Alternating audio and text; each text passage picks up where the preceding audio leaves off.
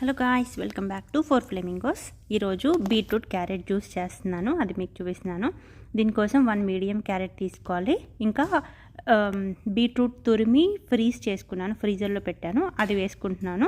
So దీంతో ice వేసుకునే పని లేదు, సమ్మర్ కదా మనకి మంచిగా చల్లగా ఉంటుంది. ఇంకా చిన్న అల్లం ముక్క, ఇది ఆప్షనల్. ఇంకా అల్లం నచ్చితే మీరు కూడా వేసుకోవచ్చు. ఇప్పుడు దీనిలో 1 గ్లాస్ వాటర్ వేసుకుంటున్నాను. ఇది ఓన్లీ నాకు ఒక్కదానికే.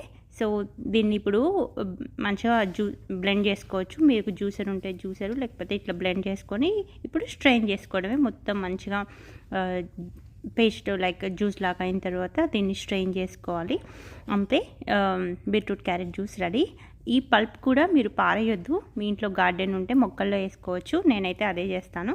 సో మొక్కలు కూడా హెల్తీగా ఉంటాయి మనతో పాటు.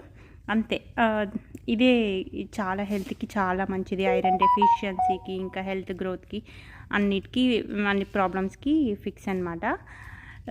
చూసారా ఎంత కలర్ఫుల్గా ఉందో జ్యూస్. Bye friends.